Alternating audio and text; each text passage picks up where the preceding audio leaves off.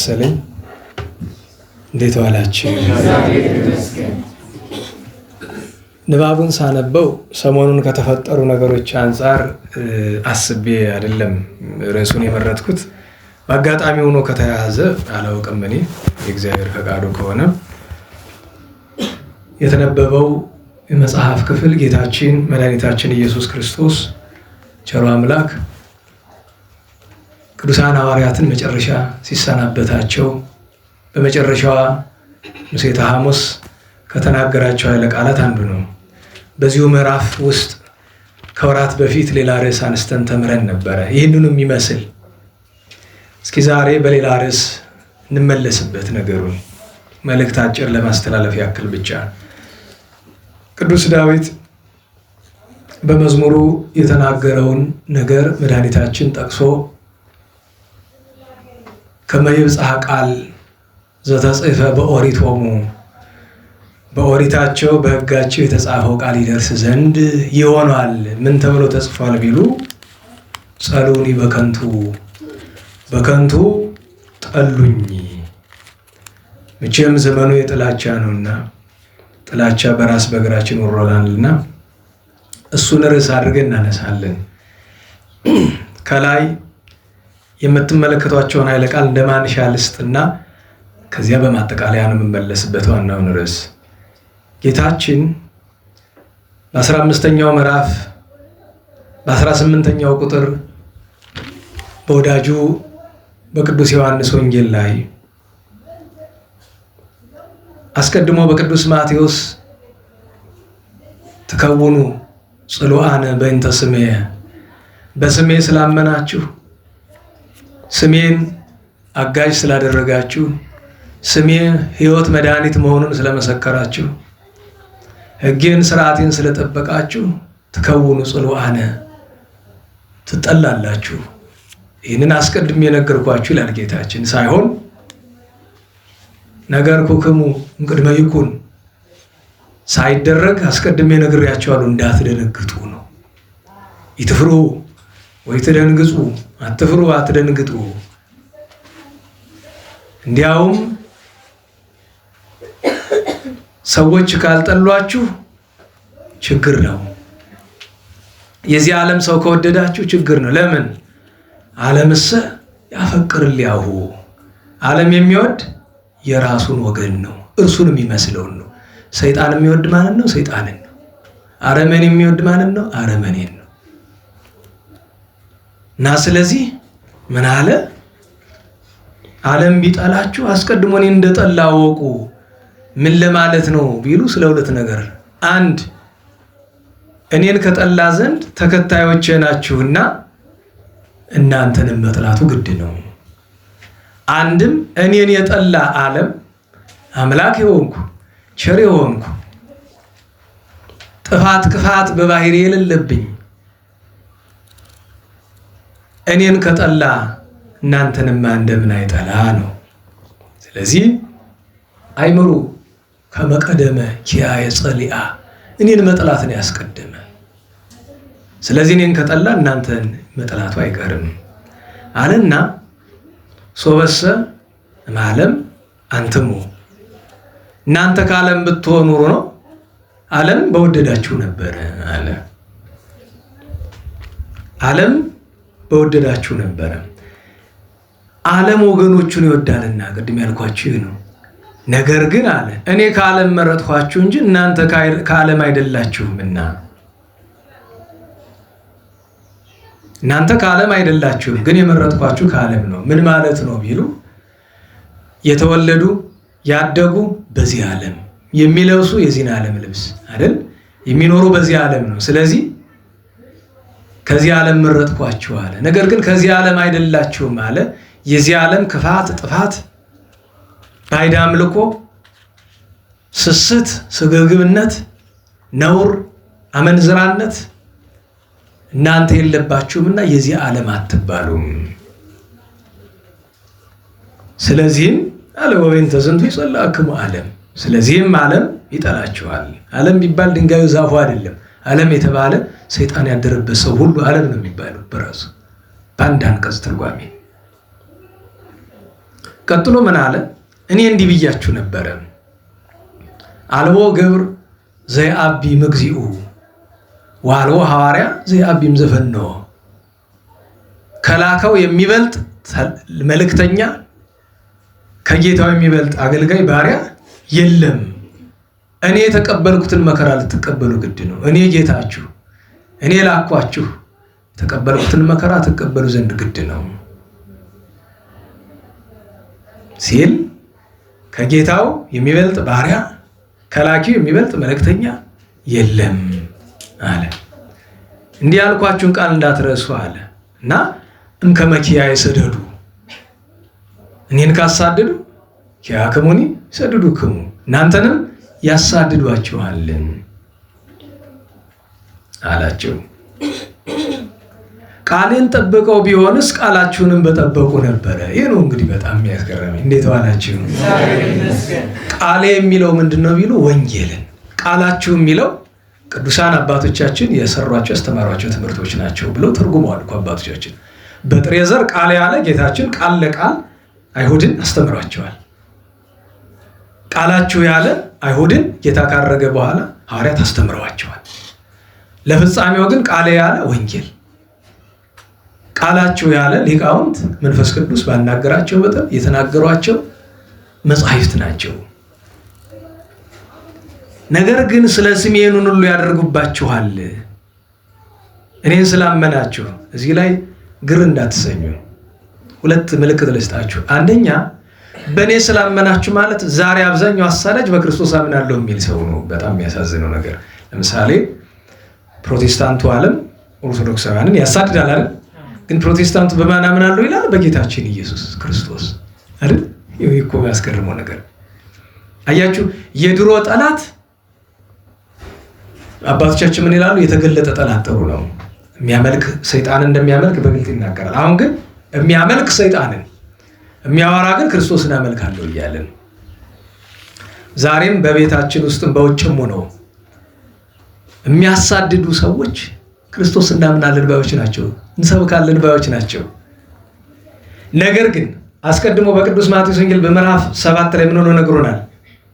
ሰውን እንዴት ነው ማወቅ የሚቻለው ከተባለ ወእምፍሬሆሙ ተአምርዎሙ ተብሏል። በምንድን ነው የምታውቋቸው? በፍሬያቸው፣ በምግባራቸው። ሰው በሚሰብከው አይታወቅም፣ ሰው በሚያወራው አይታወቅም፣ ሰው በሚለብሰው አይታወቅም።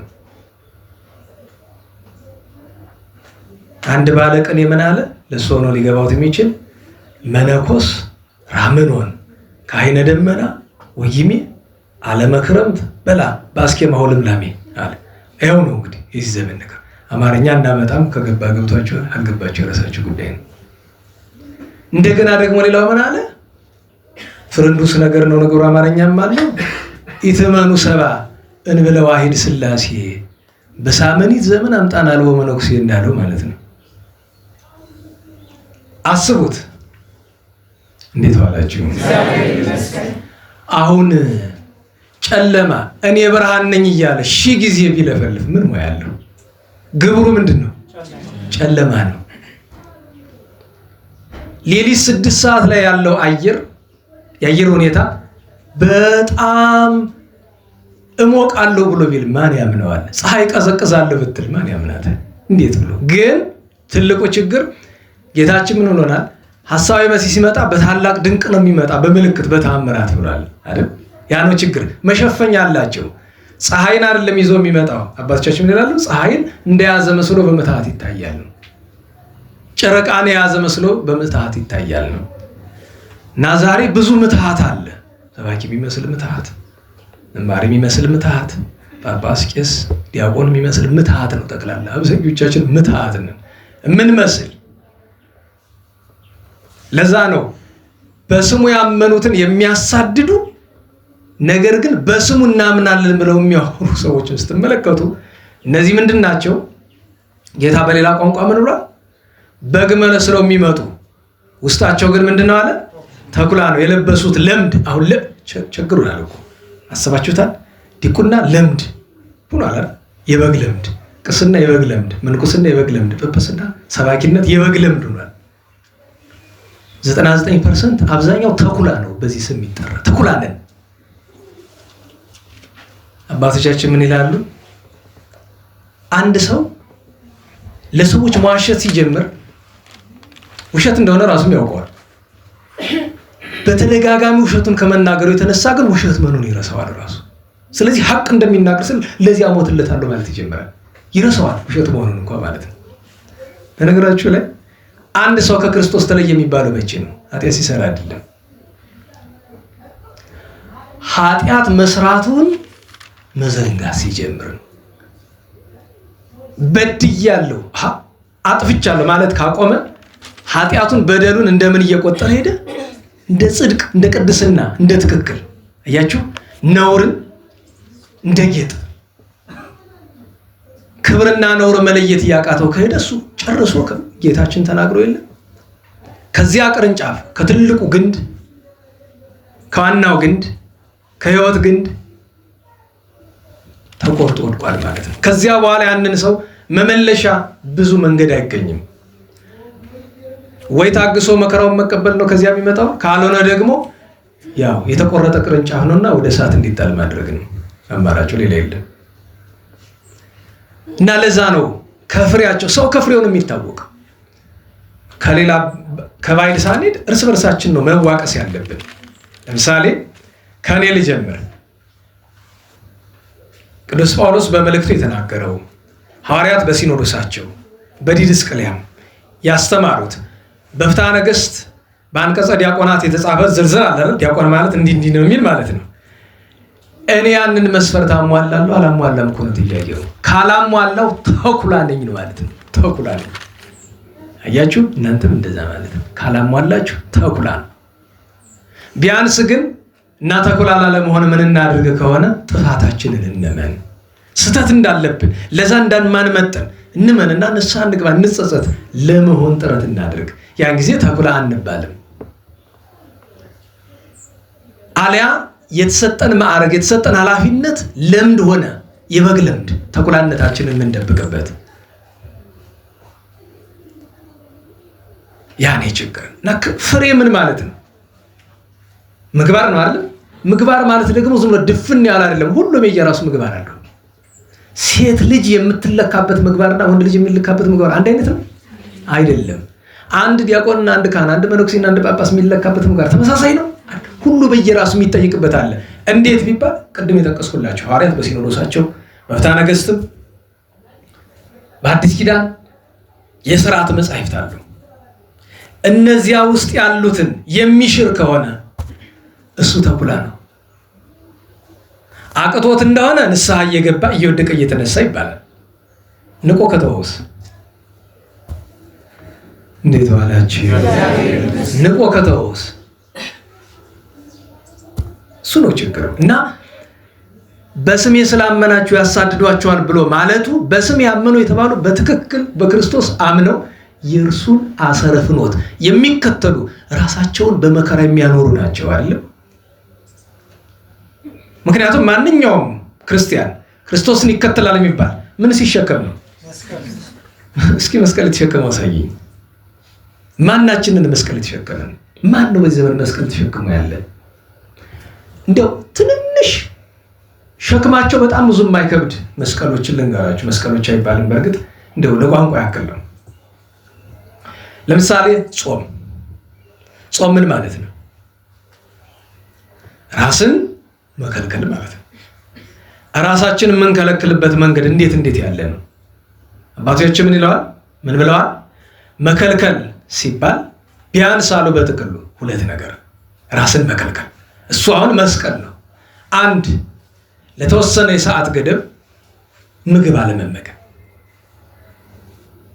እንደገና በሚመገቡበት ሰዓት ደግሞ የላመውን የጣመውን አለመብላት። ለምን? ምክንያቱም ታውቃላችሁ ሰውነት 12 ሰዓትም ጾም 18 ሰዓት ደህናውን ጥሩ ምግብ ሲያገኝ አይጎዳም። ምክንያቱም ደህናውን ጥሩ ምግብ ለማግኘት ደግሞ ወጪው ብዙ ነው አይደል? ምሳሌ ደረቅ ዳቦ ለመብላትና በየአይነቱ ወጥ ለመብላት እኩል ነው ወጪው? ሰውነት ገብቶም ያለው ምቾት እኩል ነው አይደለም። ዋናው ግን ጾም የተባለ ፈቃድን መከልከል ነው፣ ሕዋሳትን። ማን ነው እስቲ ይህንን የሚያደርግ? እቺ አሁን እንግዲህ መስቀል የመሸከም ሀሁዬ ነው ይብላሉ አባቶቻችን። ከዚያ በኋላ ብዙ መስቀል አለ። አስባችሁታል? አንድ ሰው ተኩላ ካልሆነ በቀር ለምሳሌ እሱ ይሄ ፎጣ አለ አይደል? 1000 ከምናምን የሚሸጥ አይደል? ለምሳሌ ነው። የዚህ አይነት ፎጣ ልዩ ዲዛይን ያለው 50-60 ሺህ ብር የሚሸጥ አለ። አገኘን እንበል አርግቦትና 50-60 ሺህ ብር አለሁት አይጣልቦት አይጠቅሞትም ብዬ ነው። ምንም አይረባም። አሁን ያስቡታል። አይ እኔ እንዴት እንደ ድሃ ለብሳለሁ አለኝ አይደል ገንዘብ ብሎ ያን ቁጥር አድርገው ወስደው ገበያ አምጣ እሱ ይገዛሉ ይለብሳሉ። በዚያ ሰዓት ከመድኃኒታችን ከኢየሱስ ክርስቶስ ግንድነት ተቆርጠው ወድቀዋል አልወደቁም? ከግንዱ ተቆርጦ የወደቀ ሰው አይደለ እንዴ እንመራቸዋለን የሚለው ስኮን ይቸከረ እንዴት ብሎ ይሆናል? የሚገርማችሁ ነገር ዓለም ስታቀርብ ብዙ ልዩነት አለ። ለምሳሌ 100 ሺህ ብር ምናምን የሚሸጥ ልብሶች አሉ። እስከ 100 ሺህ ብር የሚሸጥ ልብስ አለ። በዛው አይነት 1000 ብር የሚሸጥ ልብስ አለ። ደጋግሜ ነግሬያቸዋለሁ። ሰው ሀገር ያየሁት ማለት ነው። በዛ በ100 ሺህ እና በዚህ በ1000 ብሩ ልብስ መካከል ያለው ልዩነት ምንድነው? ብራንድ ይባላል። ያኛው ወይ አንድ አርመኔ ዘፋኝ ወይ ምናምን ስም ተጽፎበታል። ጆን ብራንድ ለስሙም ጥራት አለው ምናምን ይባላል።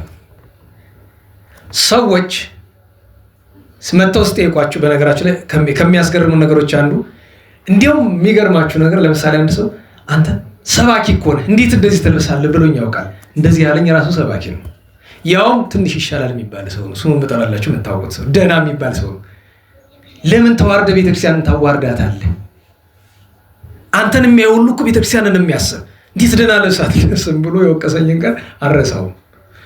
እና ልናገረው አልኩኝና አይ የማይገባውን ነገር ምን ብዬ እነግረዋለሁ? ዝም ትችልኩኝ። ምክንያቱም ይሄ ሰው ጨርሶ አይምሮ የሚገርማችሁ ነገር ክፋት ያለው ምናምን ሰው አይደለም። ግን አስባችሁታል? በሱ ደረጃ ያለ ሰው እንደዛ ካሰበ ሌሎቹ ምንድነው ሊያስቡ የሚችሉት ነው? እና ክርስቶስን መውደድ ምን ማለት ነው? የክርስቶስ አካል መሆን ምን ማለት ነው? ዛሬ ግብረ ሐዋርያት ላይ የተነበበው ምዕራፍ አለ አይደለም? ምዕራፍ 4 ላይ ምንድነው የሚለው? በሐዋርያት ዘመን ምን ይሉ ነበረ? ይሄ የኔ ንብረት ነው የሚል አልነበረም። ሁሉም እያመጡ ከሐዋርያት እግር ያስቀምጡ ነበር አይደል? እንዲያውም ሐናንያና ሰጲራ ሰርቀው አስቀሩ አይደል? ምንድነው ቅጣታቸው? ሞት። እያችሁት ሞት። እና በእውነቱ እዚህ ላይ የተነበረው ንባብ በእናንተ ተስፋው በሌሎቹ ስለደረሰው ግፍ ብቻ አይደለም፣ በአጠቃላይ ነው። እኔ አስብ ነግራቸዋለሁ። እኔ ርዕስ መርጥ እኔ ያሰብኩት አይሆንልኝም፣ ይሻይልኝም።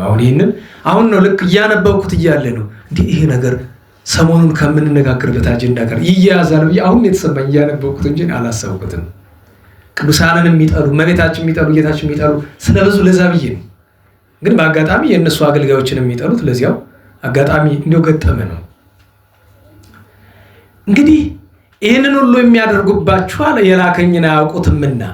እንግዲህ ባልመጣሁና ሶበሰ ይመጻይኮ ነገር ክወሙ ባልመጣ ባልነግራቸው ነው የሚቆመው ጌጋዬ በደል ባልሆነባቸው ነበር አለ።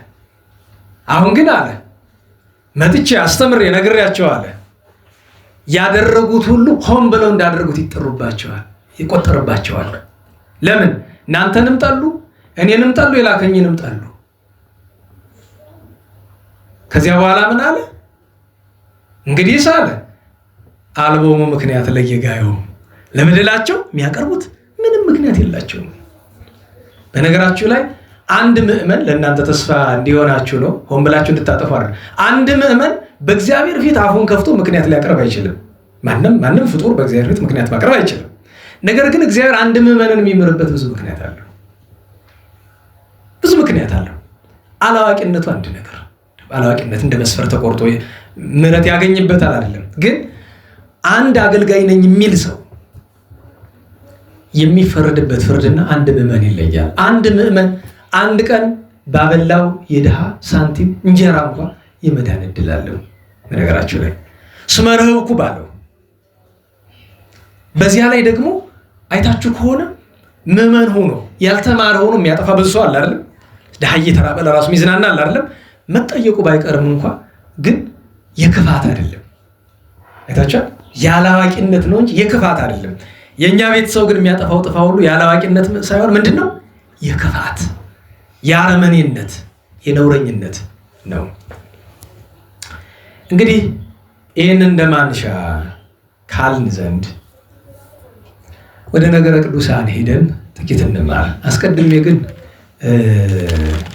እንዲያው አንዳንድ ነገር ሲኖር ትኩረት የሚስቡት ነገሮች አሉ። ምሳሌ ምህላው ሲጀመር ትናንት የዚህኛው የጠዋቱ ትልቅ ነው። የጎንደር ባህል ታውቃላችሁ።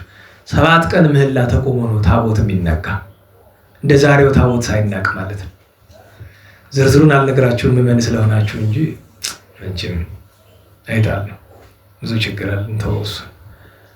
ታቦት እግዚአብሔር ምን ያህል ክቡር እንደሆነ የተረዳ ሰው ለማግኘት እጓጓለሁ፣ እናፍቃለሁ። ታቦት እግዚአብሔርን የሚፈራ የሚያከብር ማለት ነው። ምክንያቱም በታቦቱ ላይ ያለ ማን ነው? እሱ እኮ ነው።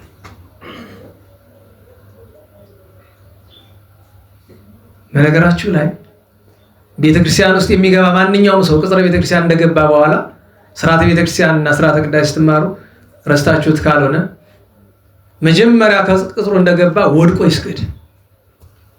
ከዚያ ሄዶ አውደ ምሕረቱ ላይ ወድቆ ይስገድ። ከዚያ ቅኔ ማኅሌቱ ላይ ወድቆ ይስገድ። ከዚያ ከቅድስቱ ላይ ክህነት ያለው ከሆነ እዚያ በኋላ መቅደሱ ሲገባ 3 ጊዜ ወድቆ ይስገድ ይላል። ይሄ ሁሉ ስግደት ለማን ይመስላችኋል? ታቦቱ ከሌለ ቤተክርስቲያን ይባላል? እንዴት ዋላችሁ ይባላል ወይ?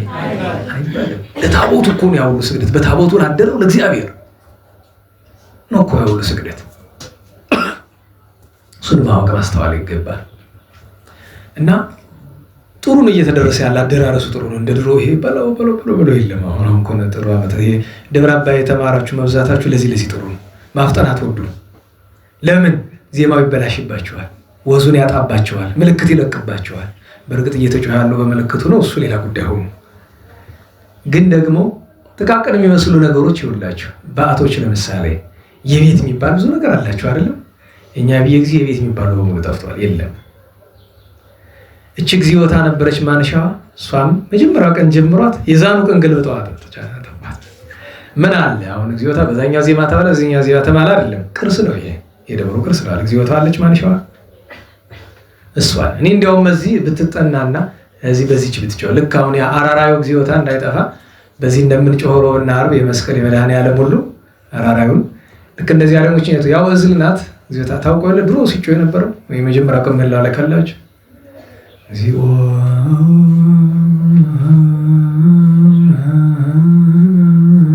ማረነ ክርስቶስ ሚል የደብረ አባዩ እግዚኦ ብሎ አይደል ያነሳ እግዚኦ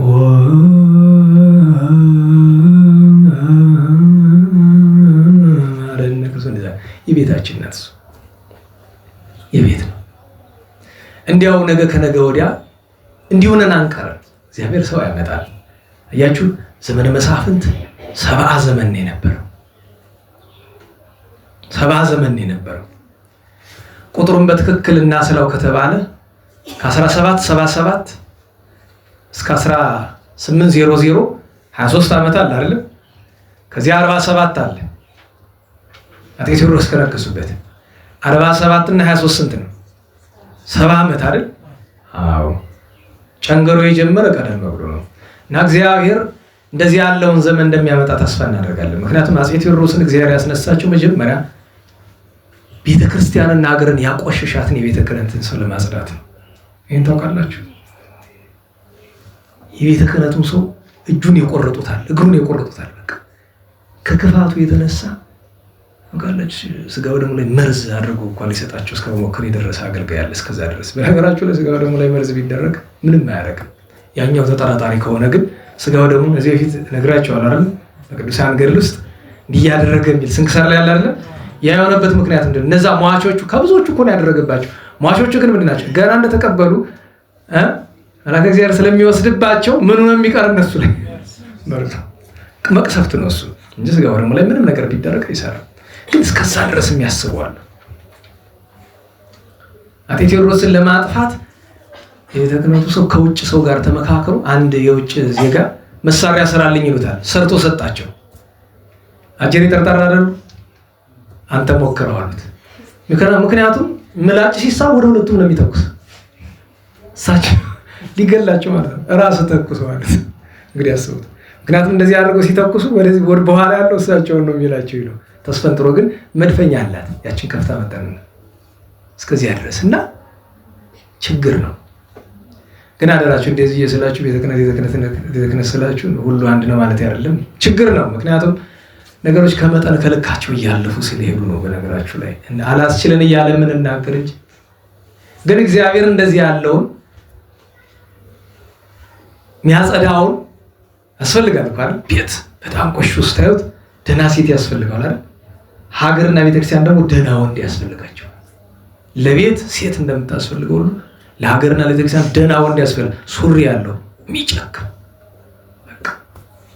የሚጨክን የማይራራ ለቴዎድሮስ አንዳንዱን ገደል ነበር የሚሰዱት።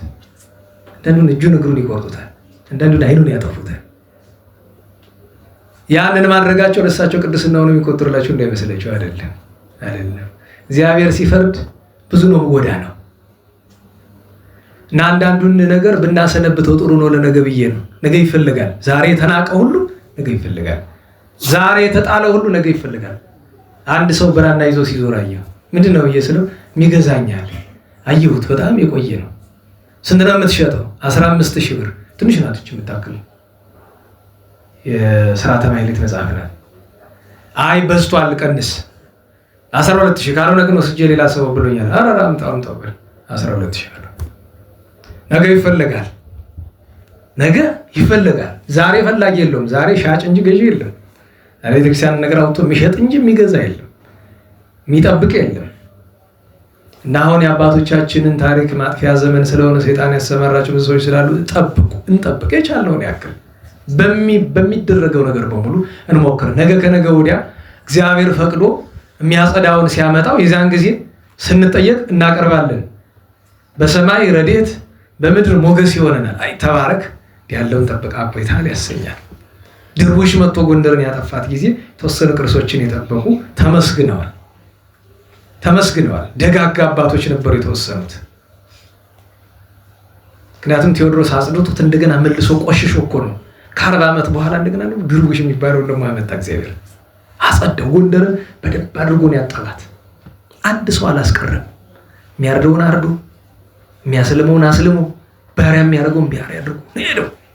አብዛኛው ከታረደው የዘክተን አገልጋይ በቃ አሁንም አለ ባንጃ አለ በዙሪያው። አዎ ለምን መሰላችሁ የምለፈልፍ?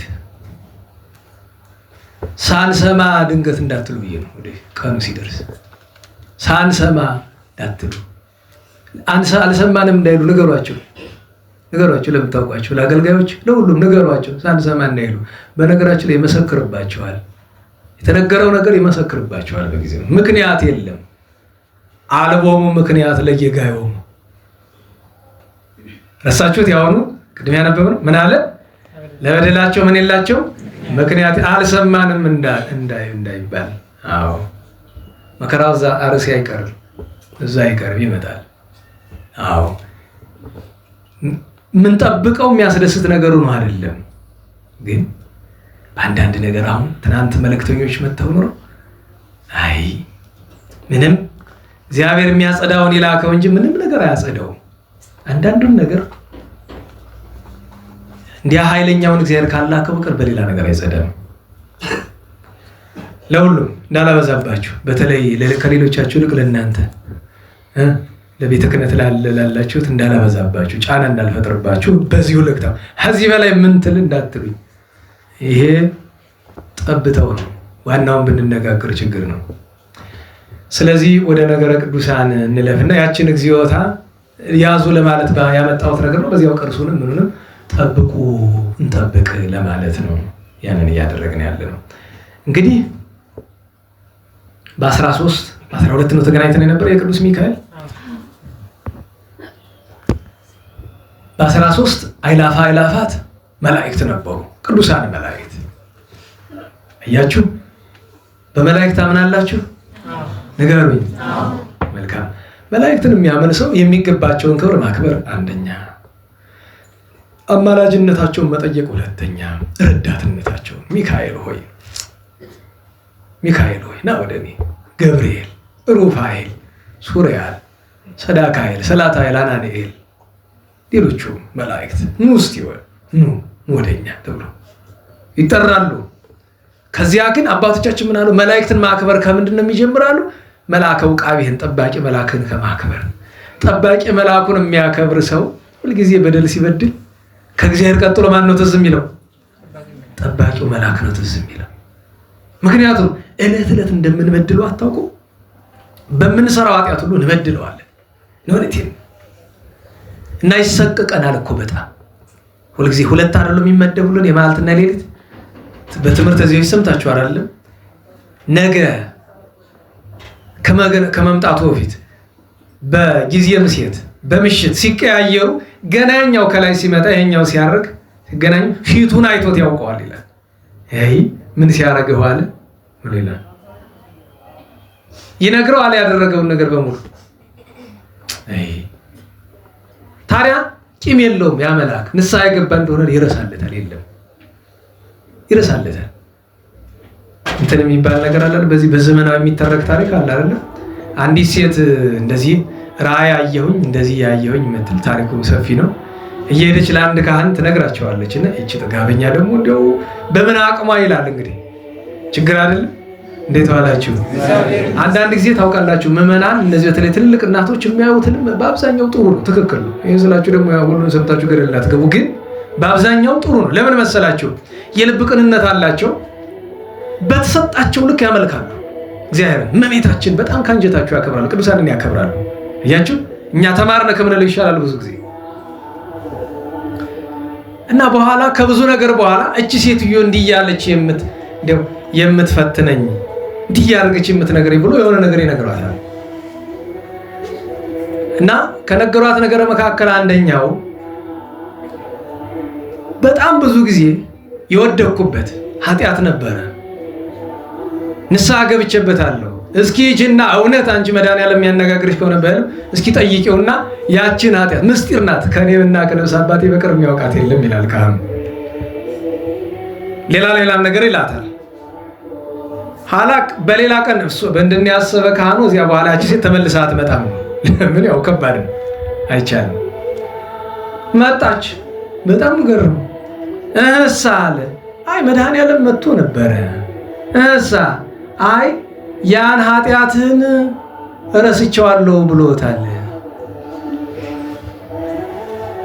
እንግዲህ ብሏትም እንደሆነ ፈሊጥም እንደሆነ እግዚአብሔር ያውቃል። ግን አነጋግሩ ይገርማል አይደል? ለምን ንስሐ ገብቷል ካሉ ዞሮ ረስቼዋለሁ አለ።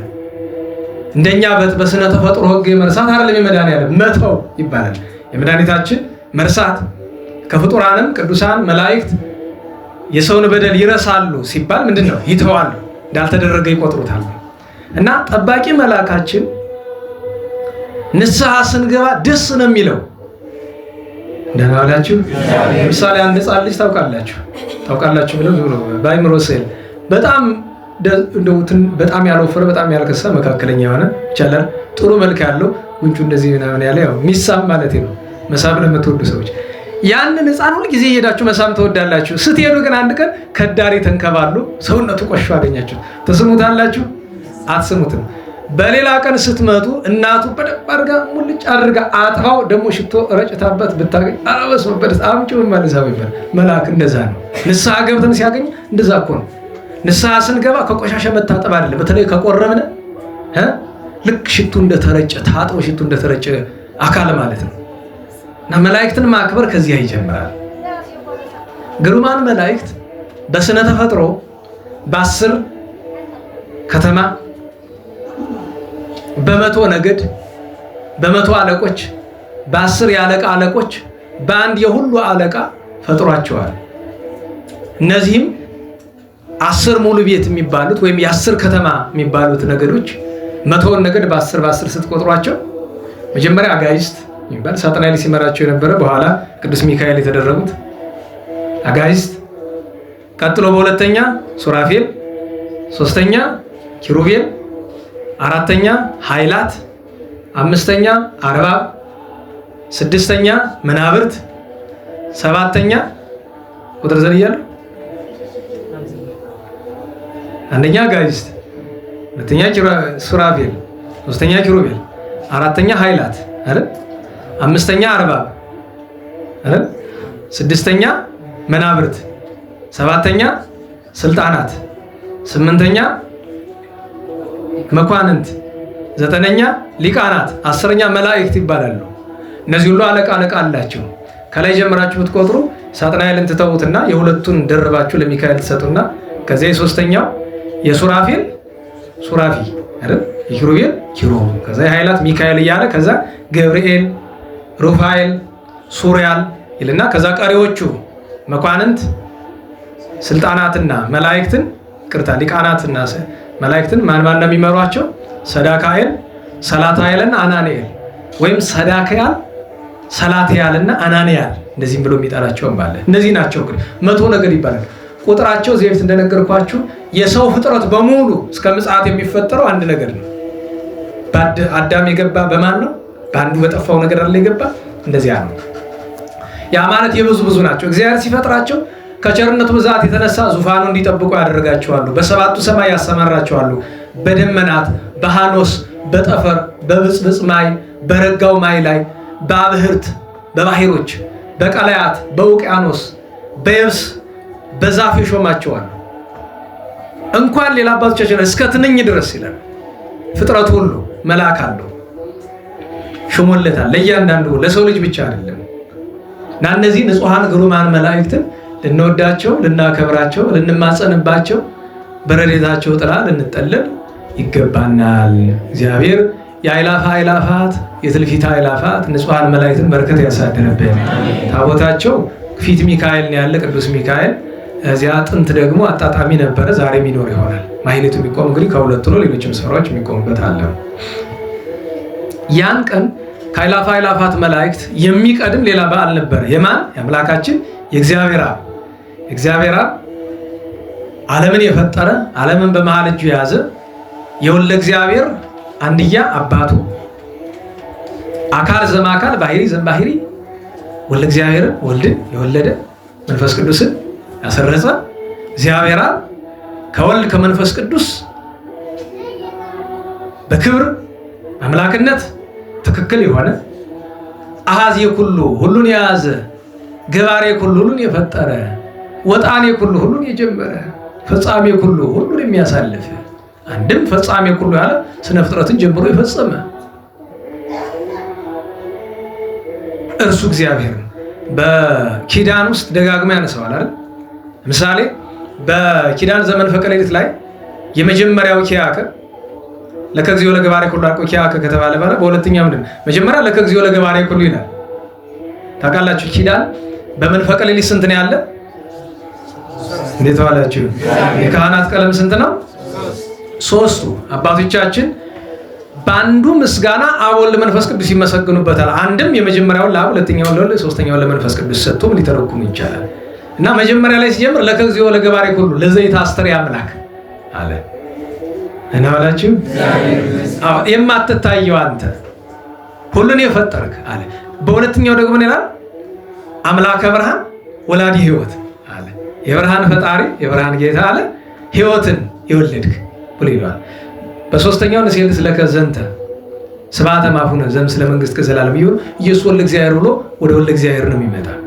ከዚያ በኪዳን ዘነግህ ላይ ጸጋ ዘእግዚአብሔር ካለ በኋላ ከዚያ ቀጥሎ መጨረሻ ላይ ብናበ እግዚአብሔር ካለ በኋላ የመጀመሪያ ካህኑ ማንሻ ምንድናት? እግዚአብሔር አብ ወሃቢ ብርሃን ይላል።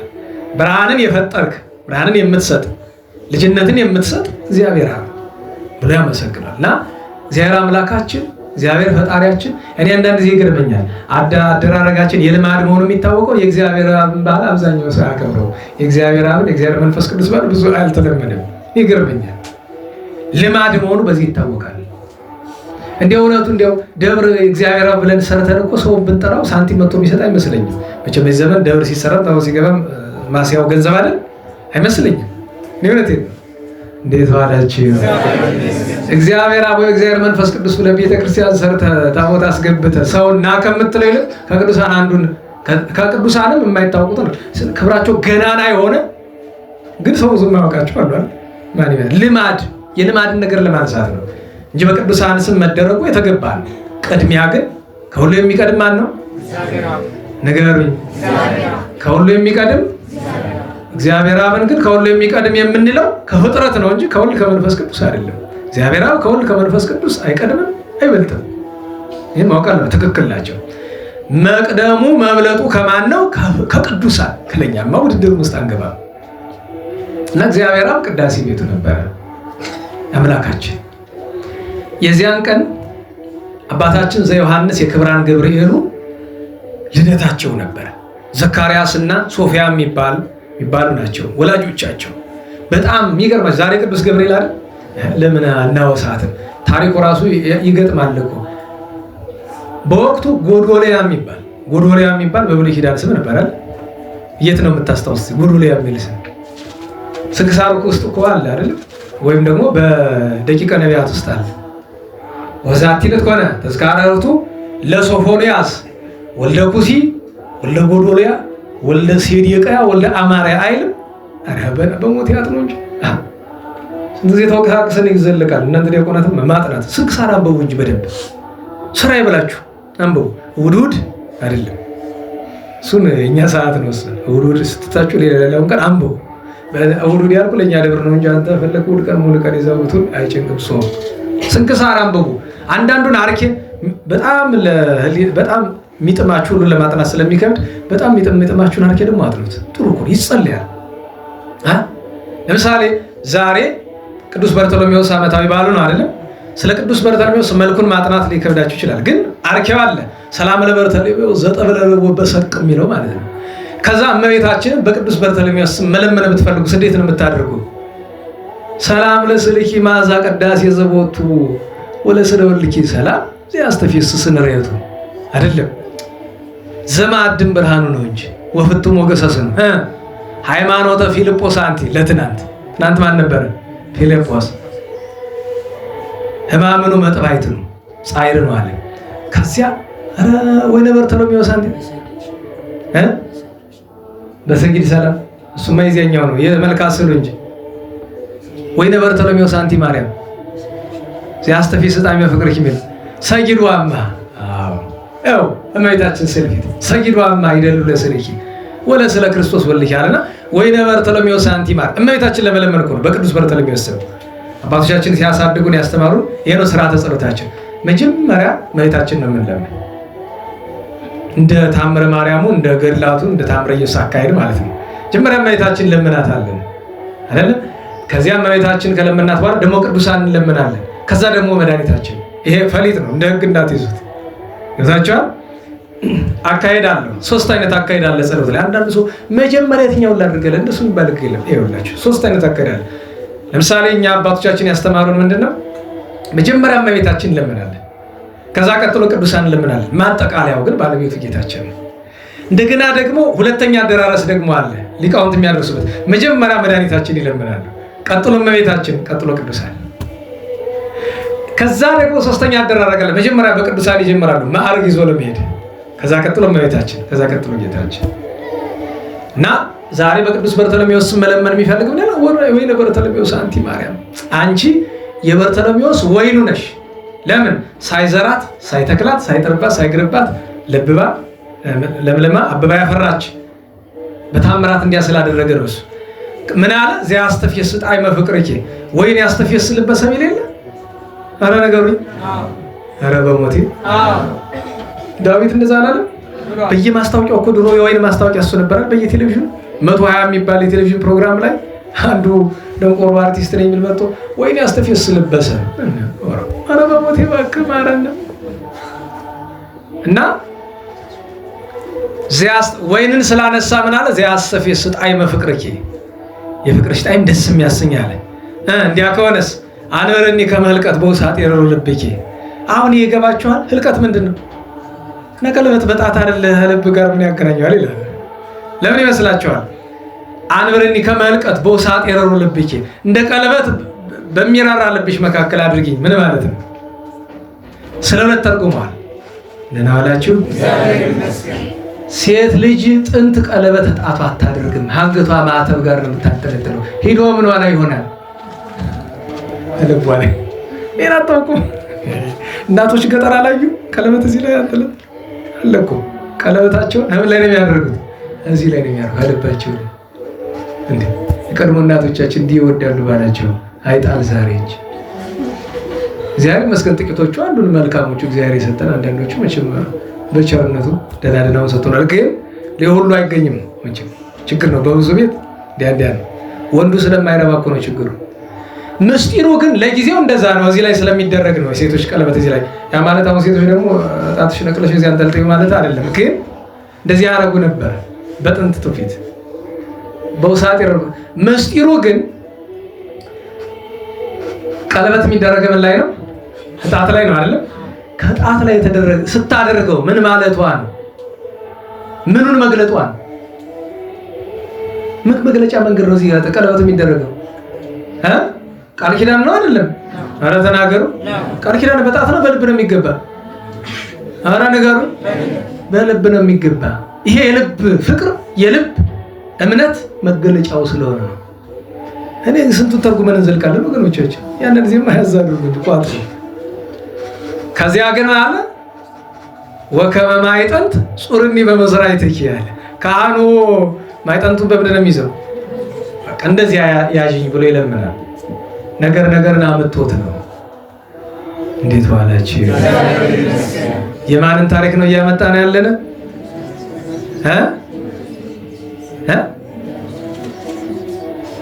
ተረሳላችሁ። በስንክሳሩ ባርኪው ብሎ ስንዞር ቆይተናል። ወደዚያ ሁሉ ያመጣን ምንድን ነው? ጎዶልያ የሚል ስም አይደል?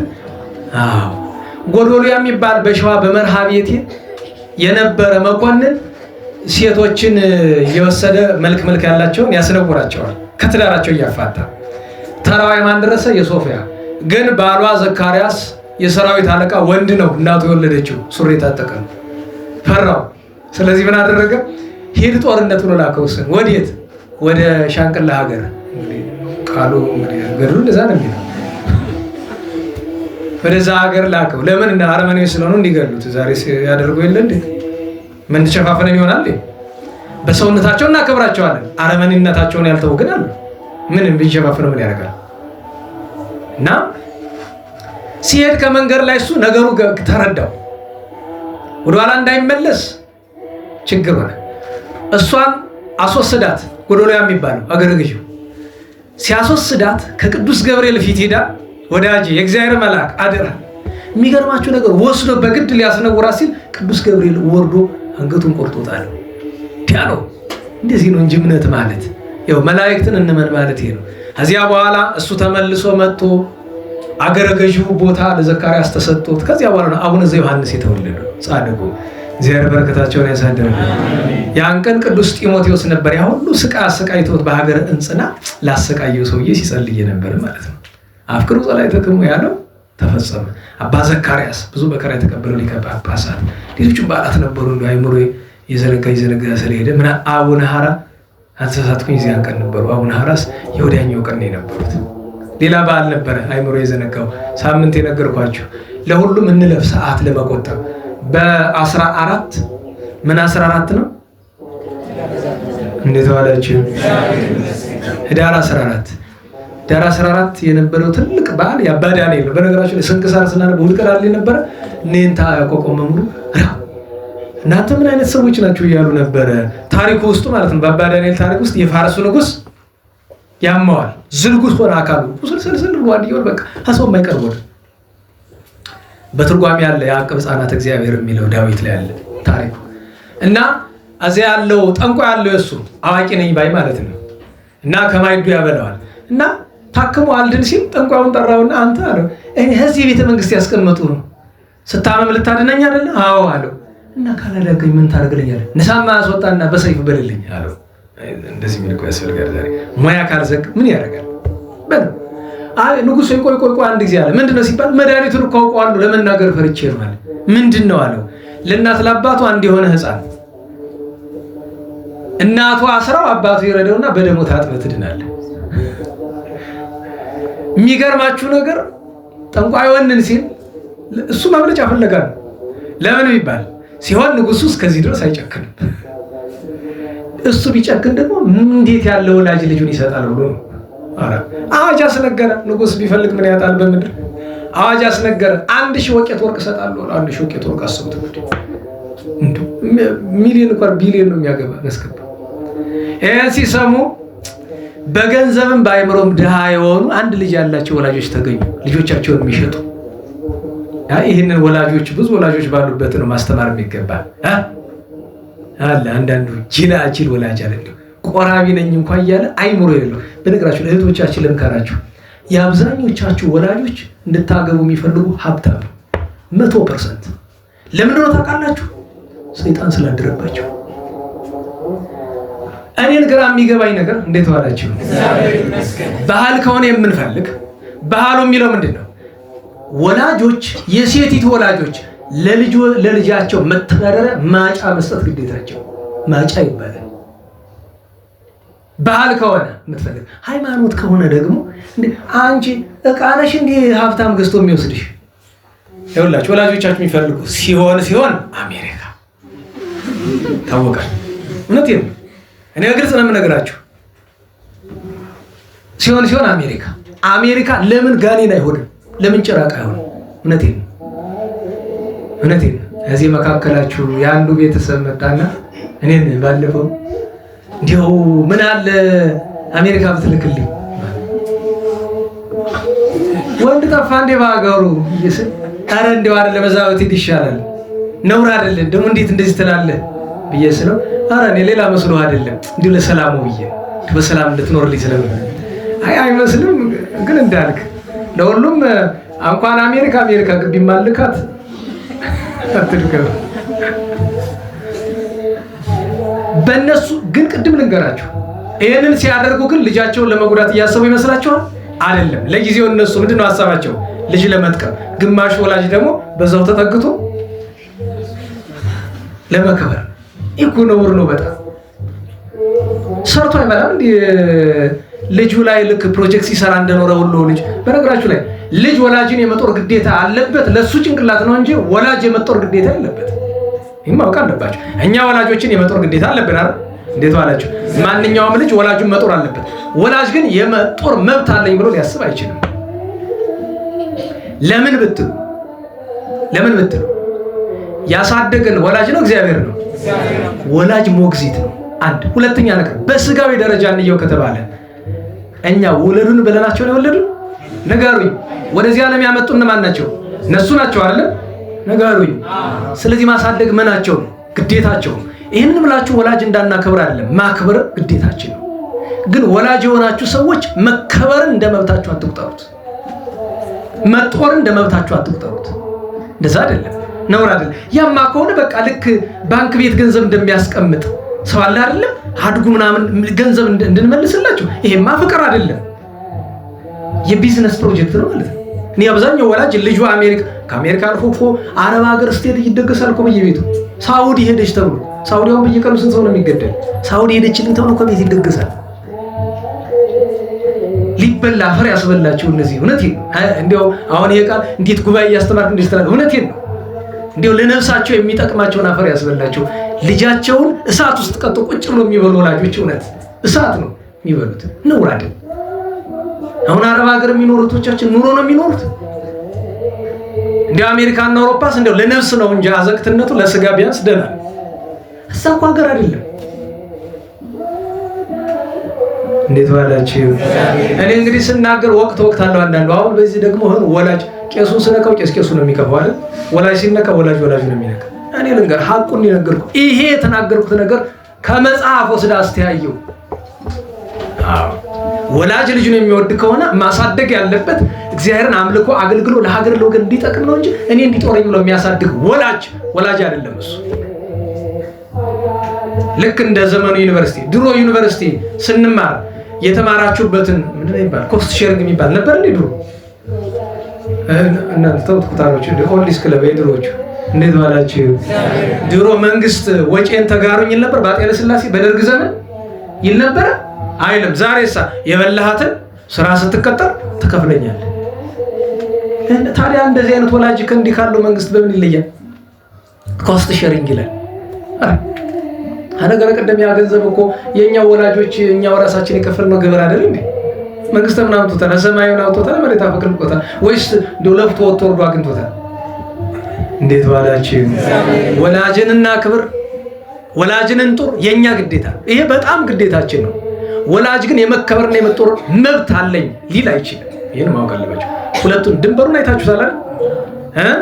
የኛንም ግዴታ እንወቅ፣ ወላጅ የሆነን ግን እሱን ወቁት ብዬ ነው። እና እሱን ነው ማስተዋል የሚገባል። እግዚአብሔር መድኃኒዓለም ሁላችን በቸርነት ይማረን።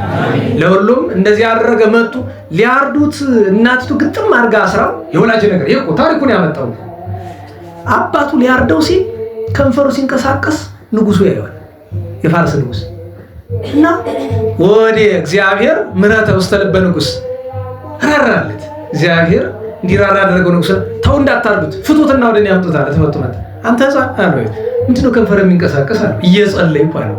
ምን አልክ ስትጸልይ አለው።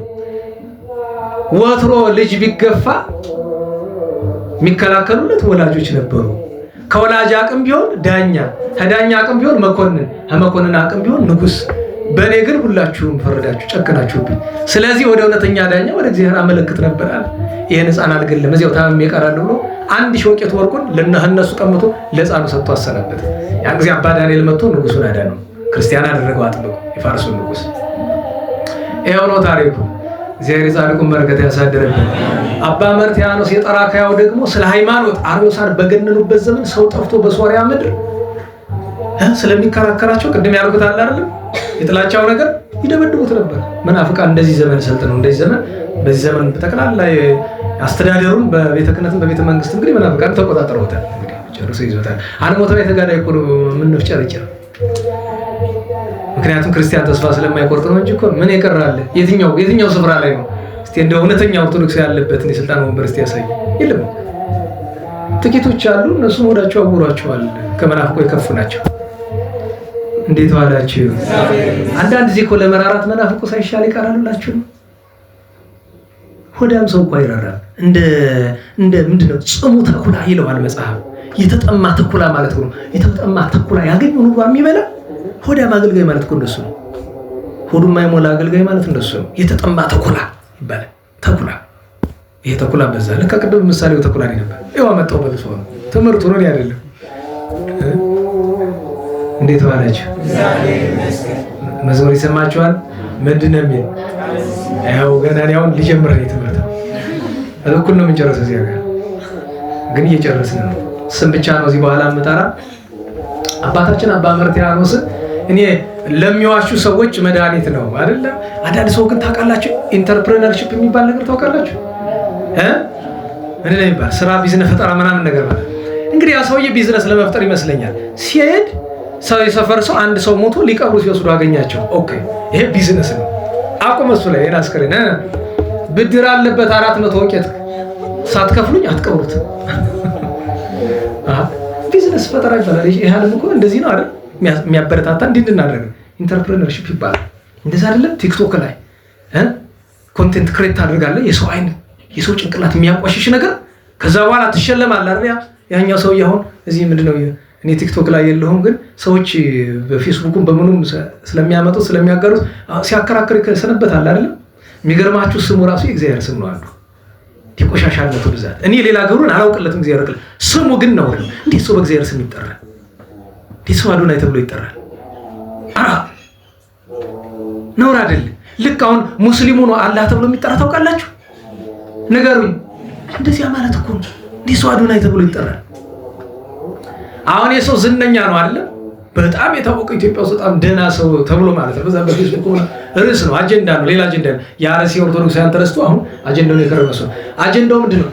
ከዚያ ከዝንጀሮ ቆንጆ ምን ይመራረጡ እንደሚባለው ከዛ የሰውን አይምሮ ከሚያቆሽሹ በቲክቶክ ካሉ ሰዎች መካከል አንዱ የበለጠው ቆሻሻ ተመርጦ ይሸለማል አይደል? እንግዲህ እዛ መንደር ያላችሁ ታውቁታል። የበለጠው ቆሻሻ ተመርጦ ይሸለማል። የበለጠው አይምሮን ያቆሸሸ ሌሎችን ያቆሸሸ ምን ይባላል እንዴ? ይደነቃል። እዛ ምናምን ቴሌቪዥን ጣቢያ ምናምን የሚባለው መላጣው ጋዜጠኛስ አይደለም ኢንተርቪው ያደርጋቸዋል። እውነቴን ነው። ከራሱ ይልቅ የልቡ መመለጥ ያሳዝነኛል። እውነቴን ነው። ሙያ ጋዜጠኝነት ከተባለ ሙያ ነው። ሙያ ከሆነ ህሊና የሚባል ነገር ነው። ደግሞ ሰሞኑን ተሸልሟል አሉ ሰውየው። እስቲ የቅናው እንግዲህ የክፋት ላይሆን ይችላል፣ ግን ለምን መሰላቸው? ሁሉ ነገር አንግሉ ምንድን ነው? እንዴት ትኩረት ስባለው፣ እንዴት ብዙ ሰው አይልኛል፣ እንዴትስ ገቢ ያገኛል አይደለም? ከዛ በኋላ ሀገሪቱ በአፍጢማ ብትደፋ ማን ይገደዋል? እና እኮ ይሄንን ነው ያደረገው። ሄደ። እንዲያውም የጎዳው ምንድን ነው? ካሜራ ለመኖር ያ ጊዜ እንደዚህ ያለ ነገር ያንኑ ራሱ ኢቨንቱን መቅረጽ ይችል ነበር። አስከሬን አስቆሞ ተዚያ አረባክ እንቀበረበት የለም። ማን ይመጣል? አባ መርትያኖስ የሀገሩ ጳጳስ ነው። መኖራቸውን እንደዚህ ነው። ሄደና ረባክ እንደው የሞተው ይቀብር ነው አለ። ቤተሰብ ጋር ተነጋገረ። የለም አሁን ነው መክፈል ያለባቸው። መያዣ አይደል? ኮላተራል ይባላል እኮ መያዣ ነው። አባ መርትያኖስ እየዋሸ እንደሆነ እኮ አውቋል። ግን እሱ ቢናገር ሌላ ስለሚመስል ጸለየ። ጌታ ኢየሱስ ክርስቶስ ሆይ እንግዲህ ለዚህ ነገር ብቸኛው ምስክር ሟቹ ነው። አስነሳውና ይመስክር። እንግዲህ አፈፍ ብሎ ብድግ አንተ ብቻ ነው ደግሞ ያበድርክ ብሎ ድንግጦ ድፍት ሂዶ ያኛው መቃብር ተከፍቷል። እዛ ማዶ መቃብር እንዴት ጦሙን ያድራል። የኛው ተነሳ እልል እያለ ቤቱን ያኛው አዚያ መቃብር ወተወረዳ መጻውዲ በድማው አለ ዳዊት ተፈጸመ። እግዚአብሔር ዛሬውን በረከት ያሳድር። ያን ቀን አባ ዮሐንስ የደብረ ቢዘኑ ነበረ። እንዲያው አሁን አንስተን አንዘልቀውም፣ ግን አይታችሁት ከሆነ አባ ዮሐንስ ዘደብረ ቢዘንን ምንድነው የሚለው? እንደ ኤልያስ ሰማይን 3 ዓመት ከመንፈቅ የለጎመ ይላል። ጥቂት ነገሮች አላስታውሳችሁ። ዮሐንስ ዘደብረ ቢዘን ማለት አቡነ ዮሐንስ ዘደብረ ቢዘን፣ ደብረ ቢዘን ኤርትራ ከኢትዮጵያ ውስጥ በጣም ትልቅ ክብር ካላቸው ቅዱሳን ሐዋርያት አባቶቻችን አንዱ ነው። ዝናምን የለበጎሙ ለምንድን ነው? ደቀ መዛሙርቱን ለአገልግሎት ሲያሰማራቸው ሄደው አረማውያን ነበሩ። ምን የሚባሉ? ሳምረ የሚባሉ። ይህን ስም ታውቁታላችሁ። ቅርብ ጊዜ አይደል? አሁንም አለ። ድሮም አራጅ ነው። አሁንም አለ ሳምረ የሚባል በሰሜን ኢትዮጵያ ክፍል። ማህበረሰቡን ይወክላል ማለት አይደለም። ቡድኑ ግን አይገርማችሁ? የዛሬ 600 ዓመት የአቡነ ዮሐንስ ዘደብረ ቢዘንን ደቀ መዛሙርት ያረዳቸው የገደላቸው ይሄ እንደዚህ የሚባል ቡድን አረማውያን ናቸው፣ ጣዖት አምላኪዎች ናቸው። እና አቡነ ዮሐንስ ይህንን ሲሰሙ አለቀሱ። ፈጣሪ ሆይ ለምን ልጆች እንደዚህ ይሆናሉ? እለምንሃለሁ።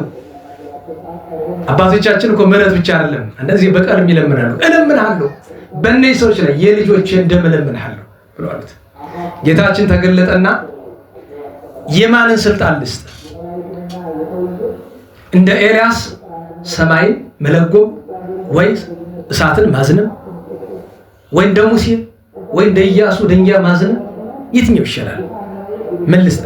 ምን አሉ አቡነ ዮሐንስ? እንደ ኤልያስ ግን እሳት ማዝነም ሳይሆን ሰማይ መለጎምን ስጠኝ፣ ትምህርት እንዲወስዱ ፈልጋለሁ። ሰማይ መለጎም ተሰጣቸው። ያን ጊዜ ቀና ብሎ ጌታችን ካረገ በኋላ ደመናው ላይ የደመናውን መልአክ አዩት። ሊያዙ ሲሉ መልአኩ ተከላከለች። ታው እንጂ አንተ ምን ደፋር ነህ? ደግሞ ሰማይ ልትለጉም ነው? አይበቃም የድሮ ብሎ ተከራከራቸው። አይሆንም አለ። ብዙ ተከራከሩ። ማን መብት ሰጥቶ ነው አንተ ሰማይ የምትለጉም ብሏቸው ማለት። ከብዙ ክርክር በኋላ ምን አሉት? ሂድና ከፈጣሪ ዘንድ ጠይቀህ ተመለስ። ሄዶ ጌታዬ አንድ መነኩሴ እንዲህ እያለ እያስቸግረኝ ነው፣ ምን ትለኛለህ አለ። ጌታ ምን ይላል? ታዘዘው አለቀው። ኢታምሩ ነው ከመጥቀ መላእክት ነው ኮይነን አልተባለም? አንደኛ ቆሮንቶስ ላይ በመላእክት እንኳን እንገዛቸዋለን እናዛቸዋለን ብሏል እኮ ቅዱስ ጳውሎስ። ሰማይን 3 ዓመት ከመንፈቅ ለጎመው። ለዚያ ነው ዮሐንስ ሰባኬ ሃይማኖት ወመምህረ ወንጌል። ህዝቦቹ በሙሉ የሚገርማችሁ ነገር እነሱን የገደሏቸው ሰዎች ማህበረሰብ አንዲት አካባቢ ናት። በሙሉ ሀገሩ ይዘንባል። ያቺ ግን ምልክት ሰርታ እዛች ብቻ ነው ማለት ነው። እንስሶቻቸው ሞተው አለቁ። ወገኖቻቸው በረሃብ ተቀጡ። 3 ዓመት ከመንፈቅ መተው ወድቀው ለመኑት አልቅሰው። ይቅርታ ካደረገላቸው በኋላ ልክ ሀገራቸው ሲመለሱ ዘነመላቸው። ይሄ ነው ስልጣን ማለት፣ መንፈሳዊ ግብር። የዚህን አባት ሁለት ትትናውን ልንገራቸው። የታምራት ትትና መንገድ ሲሄዱ ደቀ መዛሙርቱ አንዲት እንጨት አየ። እችስ እንደው ለመቋሚያ ለምን ትሆናለች ብሎ አንዱ ደቀ መዝሙር አሰበ። ግን እንጨቷ ያለችበት ግድል ነው አፋፉ። ታቹ ደግሞ ያው እንደ ሊማልሙ አይነት ነው ያለ ገደል። ያችን ይዛለው ሲል የረገጠው ነገር ገረመሳል። እንጨቱ ይቆረጥና ይዞት ሄደ። መነኮሳቱ እያዘኑ እያለቀሱ ይሄዱ። ከዚያ ሄደው ከታች ከቆላው ሲደርሱ እየጠበቃቸው አንተ ምንድን ነው?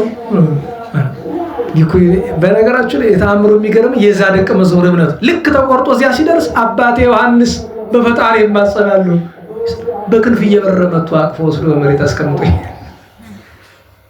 አንዱን ደግሞ ውሃ ሲወስደው አባቴ ዮሐንስ እንግዲህ የትና የት ሀገር እኮ ነው የስንት 2-3 ሀገር ማዱ ነው። እና በዛ ሀገር ያለ አንድ ሰው ልጁ ታሞበት፣ ልጁ ምን ሆነበት? አይነ ስውር፣ አንደበቱ ዲዳ ነው፣ ጆሮ አይሰማም። አስባችሁታል? ጆሮና አፍ እንኳን ቢቸገር አይን ይሰራል አይደል? አይን ግን ችግር ነው። ከዛ ደግሞ እጅና እግሩ ደግሞ ለምሾ አይሰራም። ተስፋ ሲቆርጥ ጊዜ ስለ አባ ዮሐንስ ሰምቶ መጥቶ ከገዳሙ በር ላይ ሲደርስ ምን ፈልገህ ነው አሉት አባቶች። አባ ዮሐንስ እንዲያድኑልኝ ፈልጌ። አይ እችን አማርኛህን ተዋት እናሳ ምንድነው እንዲህ ካልካ ያድንልህ እና ምንድነው ዝም ብለህ ሄደህ አግኘውና ዝም ብለህ ከፊቱ ላይ ዝም ብለህ አሳየው እንጂ አድንልኝ ካልከው ይሻላል።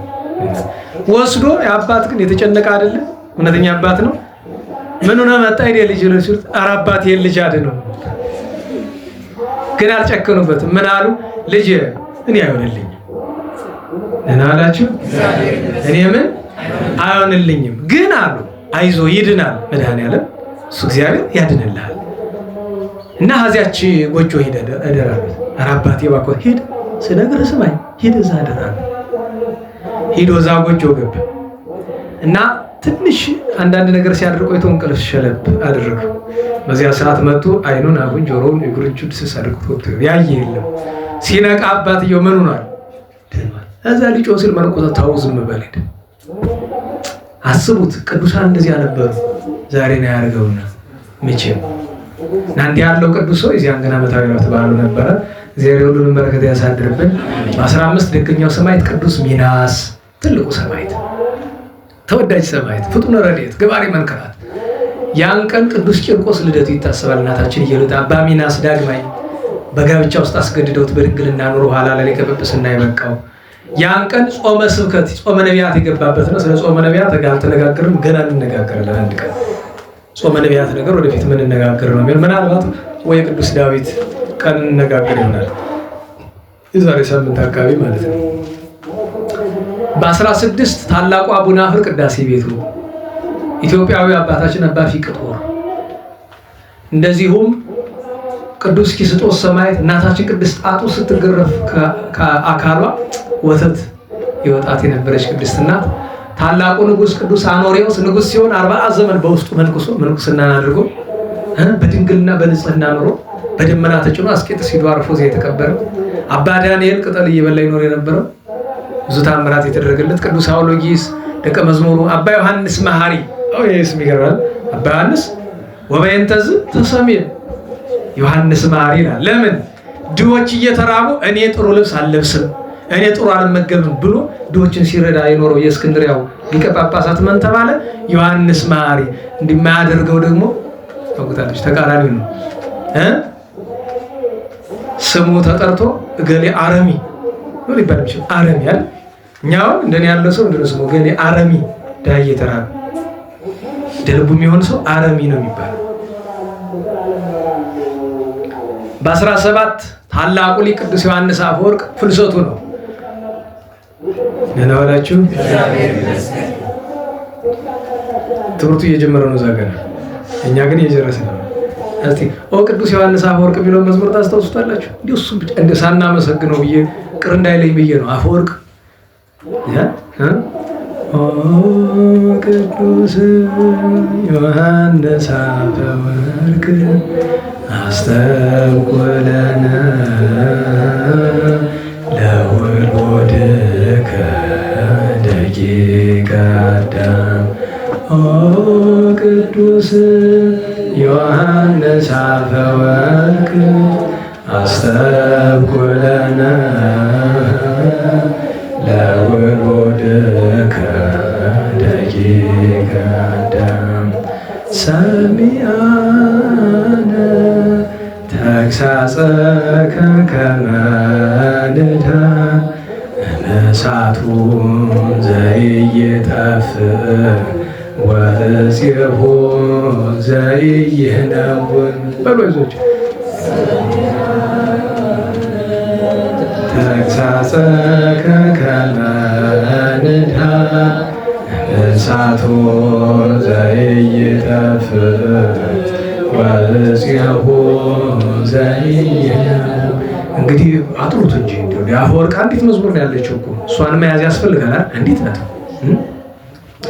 አፈወርቅን ዮሐንስ አፈወርቅን አፈ በረከት፣ አፈ መዓር፣ አፈ አፈው፣ አፈ ሶከር፣ አፈ ጳዚዮን፣ ልሳነ ወርቅ፣ ሐዲስ ዳንኤል፣ መምህረ ኩሉ ዓለም ይባላል።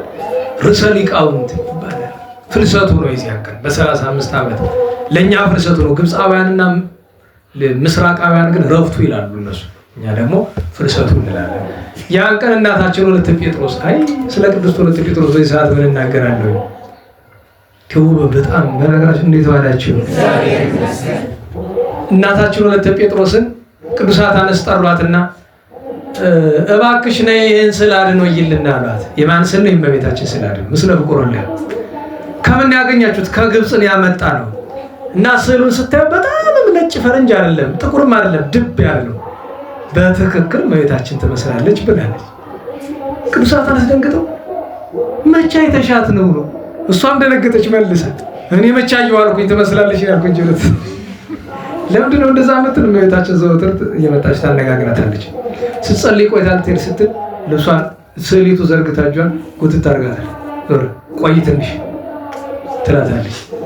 በነገራችሁ ላይ ቅድስት ወለተ ጴጥሮስ በጣም ብዙ አሁን ከአፄ ሱስንዮስ ጋር የነበራት ትግል ታውቃላችሁ። አፄ ሱስንዮስን እንደሱ ያንቀጠቀጠው የለም ከሁሉም ከሴት እና ከሁሉም ያስገርመኝ ለምሳሌ 700 ቅዱሳት አንስት በስሯ ነበሯት ልጆቿ። ዝም ብላ ስታያቸው በቃ ውሎ አድረው በድለው ከእግዚአብሔር ሊለዩባት ነው እነዚህ መነኮሳት። ቆይተው ደግሞ ከተማ ሊወጡ ነው። ምን ያደረገች ይመስላችኋል? ገባች። ፈጣሪ ሸክፍልኝ ጥርግርግ አድርጎ ወሰዳቸው ቦርሽ። አያችሁ እንዲህ ያለች እናት ነበረች። እኔ ሰባት ገዳም እኮ ነው የመሰረተች። የሰባት ገዳም መምኔት ነበረች። በምድረ ጀባይ ሲወረውራት ከተራራ ትልቅ ተራራ ሲወረውራት መልአኩ ቅዱስ ሚካኤል ተቀብሎ በቀኑ በእሳት ሲያቃጥላት ብዙ ሲያሰቃያት ቆይቶ እዛ በጉሙዝ አካባቢ የነበረው አረመኔው ገዢ ኋላ መጨረሻ ላይ እንዲህ ሊጎዳት ሲመጣ መልአኩ እግዚአብሔር ሰይፉን መዞ አጉና ቆሞ አላበዛኸውም ነው። የሚገርማችሁ ነገር አየው ባይኖ ራሱ አረመኔው ደንግጦ እጅ ነስቷት ሄደ። ሊያሰቃያት የመጣው ጎንደር ስትመጣ ታውቃላችሁ። ሱስንዮስ መጨረሻ ላይ መላሱ ከመጎልጎሉ በፊት ደብዳቤ ጽፎላታል። ወደ ተዋህዶ ሲመለስ ማለት ነው። ደስ ይበልሽ ፈቃድሽን ፈጽሜያለሁ። አንዲት የዚያን ጊዜ እኮ 20 ምናምን ዓመቷ ነው ገና አይደል 30 ምናምን ዓመቷ ጎንደር መጣች አንድ ጊዜ እና በዓት ተሰጣት። ከዚያ በዓት የከተማው አገረ ገዢ ከንቲባው መኳንንት ሁሉ ሲሄዱ ምንድነው የሚያደርጉት? ከሷ ከመድረሳቸው ጥቂት ርቀት በፊት ጫማቸውን ያወልቃሉ፣ ወገባቸውን ይታጠቃሉ። በጣም ነው የሚፈሯት። እሷችሁታ ሴት እኮ ናት። ኋላ አንድ ቀንስ ማን ይመጣል? አጤ ፋሲለደስ ሰራዊቱን አስከትለው ሀረቀስ ሲደርሱ ሰራዊቱን እዚህ ቆመዋል። እልፍ ብለው ወገባቸው እንደዚህ ያላቸው ግምጃቸውን ወገባቸው ታጥቀው ሀበሯ ሊደርስ ሲችሉ ጫማቸውን አውልቀው ወርቅ ጫማቸውን በባዶ እግራቸው ገቡ። ባርኪኝ እኔ እውነቴን ነው። እንደው እመኛለሁ አንድ ቀን የቅዱስ ወለተ ጴጥሮስን ገድል ስራዬ ብዬ እንደው ለብቻ ባስተምራችሁ እመኛለሁ። ሲሆን የወር ሳያልፍ አንድ ቀን ህዳር የሷ ወር ነውና እናታችን ወለተ ጴጥሮስ እንዴት ያለች እንደው እውነቴን ነው። ሁላችንም በተለይቶቻችን ቤታቸው ሊኖር የሚገባ ገድል ሁሉም የቅዱሳን ገድል ያስፈልገናል። በተለይ ቅዱስ ወለተ ጴጥሮስ በተለይ ይገርማችሁ ነገር አንድ አባት ዋልድባ ላይ ሊያርፍ ሲል የበቃ ቅዱስ አባት ነው። እህቴ በደህና ሆኛ አላት። ምነው አባ አለችው። አይ ወደ ፈጣሪ መሄዴ ነው ቀን የደረሰ አላት። በአፏ አይደለም በልቧ እኔን ፈጣሪ ይሄ ቅዱስ ለምን ይሞት እኔ ልሙት አለች። ውጋት መጣ ሊገላት ያኛው የበቃ ስለሆነ እህቴ ለምን እንደሱ ትያለሽ? ነውር አይደለም የኔ ሞት ነው ያንቺ አይደለም ታይ ብሏል። ኋላ ሲሰናበታት አንድ ነገር ልንገርሽ አላት። ከምትጸልዩ ጸሎት ሁሉ የዮሐንስ ወንጌል ጨምሪ አላት። ለምን አለችው። ክብሩ የታወቀ ነው አይደል? ማብራሪያ ያስፈልገው።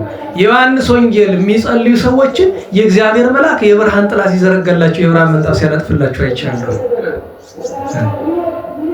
ወደ ሰማይ መድኃኒታችን ይዟት ሄዶ የአቡነ አብሳዲን ክብር የደብረ ሞጊናውን ያየችው እሷ ናት። የሚገርማችሁ አንድ ጊዜ እየጸለየች እያለ አንዲት የእሷ ረድ ታማዘ አልጋ ላይ ተኝታለች። እሷን የሚያገለግላት ተክለ ማርያም የሚባል ረድ አላት። ሳያንኳኳ ዘው ነው፣ በጣም ነው ዘው ብሎ ቢገባ መልአክ እግዚአብሔር ቆርጦ ሊጥለው ነበር። አመለጠ። ያቺ ዛት የወደቀችው እዚያ ታማ የወደቀችው ናት የነገረችው። ሞተ ነበር እዛ። የሚገርማችሁ የቅዱስ ፋሲለደስን በዓል መስከረም 11 ቀን ለማክበር አንዱን ዲያቆን ጠራቸውና ቅዳሴ ቀድስ ባካለች። ሴቲቱ ነሽ እንዴ የምታሽኝ ብሎ ባቡ አይደለም በልቡ ነው። እዚያ ብሎ ሄደ። ኋላ ተነስቶ ሌላ ደሴት ይሄዳል። እዚያ ደሴት ሞት አፋፍ ደረሰ። ምን አለ? ከሞትኩ ላይ ቀር ወደ እናታችን ወደ ጴጥሮስ ወሰዱኛል። ወሰዱት ወደ እሷ። ሞተ። መልክዓ ክርስቶስ ይባላል። ሞተ። ከዚያ እናቶች መጥተው ኧረ እባክሽ ሞተ እኮ ብሎ አላት። በሩን ዝጉልኝ አለች። በሩን ዘጉ። እመቤታችን ስላሉ ነው እዚያ የምትነጋገራት። መቤቴ እኔ ቆንጥጮ እንጂ መስክዴ ባልኩሽ። ስሪቷ ወጣ በእጇ አፏን እዚህ መጣች። ውሸታ ቅጭን ያልሽ ቀጥችልሽ ሁለት ምላስ ትሆኛለሽ። ቅጭ እና ቆንጥ ቅጭ ማለት ነው። ቅጭ አልሽ ቀጥችልሻለሁ። ባይሆንም ሂጂና አስነሺው። አይ ዳሴ ከንቱ ሊመጣብኛል። እሺ ረድሽላቻት። እህተ ክርስቶስን ጠራችና ሄደሽ መልክዓ ክርስቶስ ተነስ እንዳትዪው። ለምን ወደዚህ ከንቱ ይበላሻል። መልክዓ ክርስቶስ መንኩስ በይው። ይኸው ተነስ እንደማለት ነው። ሄዳ መልክዓ ክርስቶስ መንኩስ አፈፉለ ለካ ለመነኮስ ዲያቆኑ ገና ባመክሮ ነበረ። ስንቱ ተነግሮ ያልቃል። እናታችን ገድሏ ቅድስናዋ እግዚአብሔር በረከቷን ያሳድርብን። ታላቁ አባታችን አባ ሲኖዳ ኢትዮጵያዊ ጻድቅ የደብረ ጽሙና አበምኔት ታላቁ ቅዱስ የቅዱሳንን እግር ያጥብ የነበረ አበምኔት ሲሆን የኩታራውን ኃላፊ አግዳሚውን ሁሉ እግር ያጥብ የነበረ ቅዱስ ሰው ነው። በወንጌል ብርሃን ያበራ ንጉሥ ጋር ተጣልቶ ዘመናዊ ከሚባለው ጋር እጁን ቆርጦ አይኑን አጥፍቶ ነው የገደለው። መጀመሪያ እመቤታችን የብርሃን እጅ ቀጠለች። ለፋላት ስቃይቶ ነው የሞተ በወሬ ነጋሪ ምክንያት ማለት ነው። ያን ቀን አብርሃም፣ ሐሪክ፣ የወፂፍ ጻድቃን ሌሎችም ቅዱሳን ዓመታዊ በዓላቸው ነበር። በ18 ቅዱስ ፊልጶስ ሐዋርያው ነበረ። ሰዓት እያዩ ትምህርት እኮ አሁንም ሐዋርያው ቅዱስ ፊልጶስ ነበረ። እግዚአብሔር በረከቱን ያሳድርብን። ቅዱሳት ደናግል አጥራስስ ይሆና ኤላውትሮስ እንተያ አትናቴዎስ የዋህ ነበሩ። ዛሬ በ19 የጋናው አቡነ ዮሐንስ ፍልሰታቸው፣ የእንጅፋቱ የወለቃው አቡነ ዮሴፍ የአፄ ዘርዓ ያዕቆብ ወንድማቸው የአፄ ዳዊት ልጅ መናኔ መንግስቱ አቡነ ዮሴፍ ብርሃነ ዓለም ልደታቸው፣ ቅዱስ ሰርግዮስ ቅዳሴ ቤቱ፣ ቅዱስ ቴዎፍሎስ ጴጥሪቃና የ5 ወር ልጁ የዛሬው ምስባክ ለሕፃኑ ነው የተዘዘ ልብ ብላችሁት ከሆነ እና ቅዱስ ሐዋርያው በርተሎሜዎስ ደግሞ ልደቱና ስብከቱ መታሰቢያ ነገ። እንዴት ዋላችሁ? የፊልጶስን ነገር ስለ ጾመ አስታውሱኝ፣ እናንተ ራሳችሁ አስታውሱኝ ከዘነጋሁኝ። የጾመ ነቢያትን ነገር ስናነሳ ታሪኩን አብረን እናንሳው። 3ቷ ቀን ጾመ ፊልጶስ አይደለች ከ44 ውስጥ አስታውሱ፣ እንዳትረሱ እናንተ። እኔ ልረሳ እችላለሁ። ነገ 20 ነው ቅዱሳን ያኖስና ሰማዕቱ ቅዱስ ቴዎድሮስ። በ21 እግዝእትነ ማርያም በዓሉ ምን ይባላል? በዓለ ጽዮን። እዚህ ቤት ነግሬያችኋል። 10 ትልልቅ በዓላት የእመቤታችን ምክንያት ያደረገ በዓለ ጽዮን 10 ምክንያት ያለው ነው ብዬ የተነጋገረናል። በዓለ ጽዮን የዚያን ቀን ታላቁ አባ ዮሐንስ ዘሀገረ አስዮት፣ እናታችን ቅድስት ዲቦራ፣ ሐዋርያው ቅዱስ ዘኪዎስ ከሰብዓ አርድእት የተቆጠረው፣ እንደዚሁም ኢትዮጵያዊ ጻድቅ አቡነ ተወልደ መድኅን ዓመታዊ በዓላቸው። አባ ቆዝሞስም አለ የዚያን ቀን። ቅዱስ ጎርጎርዮስ ገባሬ መንክራትም አለ የዚያን ቀን። በ22 ለእናንተ ቅዱስ ዑራኤል ዓመት ነው። አልተለመደም፣ አይከበርም። ይገርመኛል። ለዕዝራ ጽዋ ልቦና ያጠጣበት ቀን ነው። ቅዱስ ዑራኤል ዓመት ነው። መሳለም ይገባል የዚያን ቀን። ታቦት የለም። ኃይሌት ቅዳሴ ግን አለ። አማርኛ ታቦት የለም። ታቦት ያወጣም ለማለት ነው። በኋላ ደግሞ ወስዳችሁ ስሚያችን አጠፋ እንዳትሉ። እንዴት ዋላችሁ? እንደዚህ አይደለ የተባለው? አሁን እንተ ታቦት አላወጣም ያሉ ሰርቀው ነው ያሉ መድኃኒዓለም እንደው ይስረቃቸው እንዳለ እሱ ባለቤቱ ሰውን መድኃኒዓለም ይስረቅህ ምን ማለት እንደሆነ ታውቃላችሁ? ነፍስህን ከስጋ የለየው ማለት ነው። ከባድ ነው። መቼም አይጣል። ለሁሉም ቅዱስ ዑራኤል ዓመት ነው። አባ እንጦንስም ዓመታቸው ነው፣ ታላቁ እንጦንስ። እንደዚሁም ቆዝሞስ ድሚያኖስ ዓመታዊ በዓላቸው ነው። በ23 እናታችን ቅድስት መሪና ቅዳሴ ቤቷ ነው። ነቢዩ ቅዱስ አብድዩ፣ ሐዋርያው ቅዱስ ቆርኔሌዎስ ዓመታዊ በዓላቸው። በ24ቱ ቅዱሳን ካህናተ ሰማይ አቡነ ተክለ ሃይማኖት ከካህናት ጋር ያጠኑበት ያን ቀን አቡነ ሴት ኢትዮጵያዊ ጻድቅ ናቸው። አቡነ ዜና ማርቆስ፣ ቅዱስ አዝቂር ቀሲስ፣ ሌሎችም ቅዱሳን አባ ዮሴፍ ዘሀገረ ጻድቅ፣ እነዚህ ሁሉ ዓመታዊ በዓል። በ25 ሐሙስ የቅዱስ መርቆሬዎስ ዓመታዊ በዓሉ ነው። ማስጠንቀቂያ ልስጣችሁ። በዓሉን የምናከብር ከሆነ እግዚአብሔር እና ሰማዕቱ የሚወዱትን ነገር እናስብ።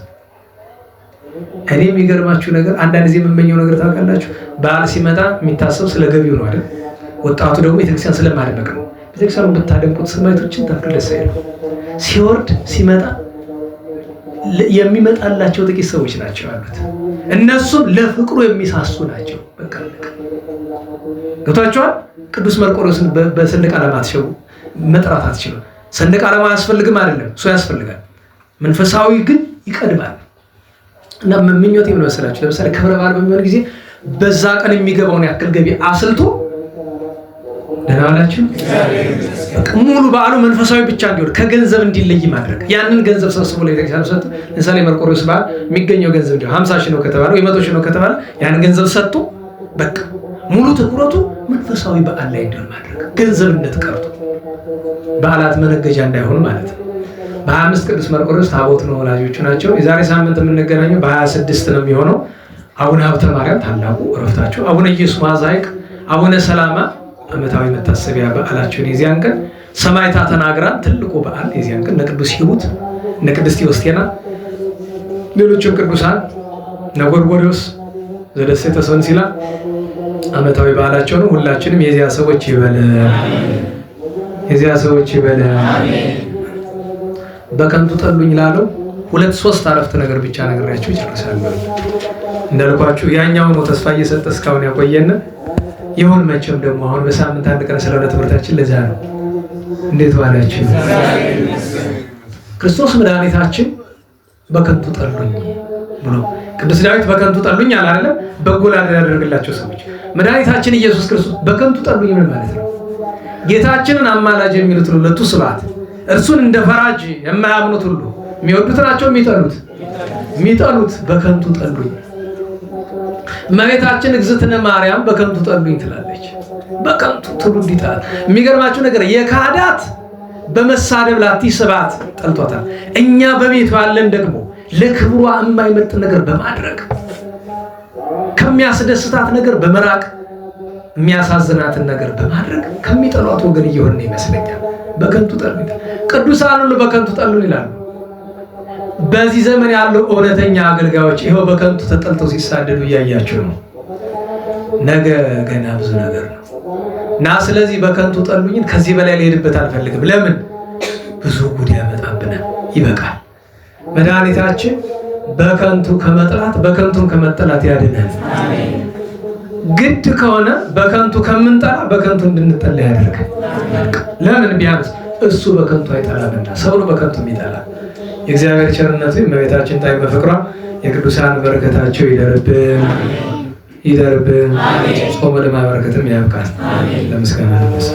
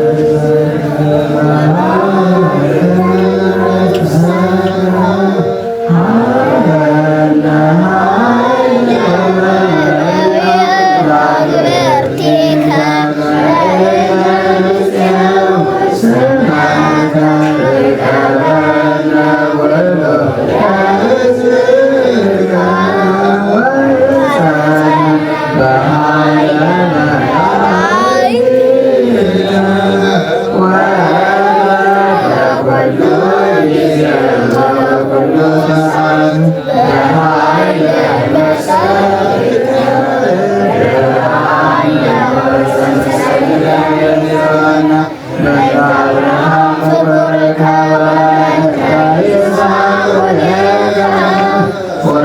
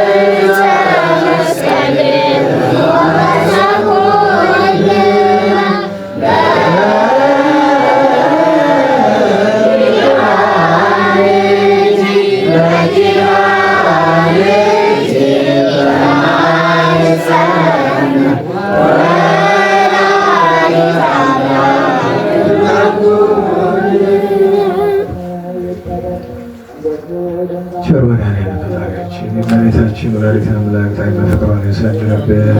ሀገራችን ቤተክርስቲያን ከመከራው ይጠብቅልን። ሰላሙን፣ ፍቅሩን፣ አንድነትን ይዘዝልን። ከታዘዘ መቅሰፍት ከነደደ እሳት ያድነን። ከዕለት እኪት ከዘመነ መንሱት ከግራ ቆመትም ያድነን። እመቤታችን ጣዕመ ፍቅሯን የንጹሐን በረከት ያሳድርብን። ሀገሩን ደብሩን ማህበሩን በሰላም ይጠብቅልን። ከአላውያን ከመናፍቃን ቸር መድኃኒዓለም በቸር ይሰውረን። ጾሙ ለማበረከት እንዲያበቃን ከብርሃን ልደቱ በቸርነቱ ያደርሰን። ሰላም በዋለነት ሰላም እንዲያሳድረን ቅዱስ ስሙን አቡነ ዘበሰማያት ብለን እንጥራ።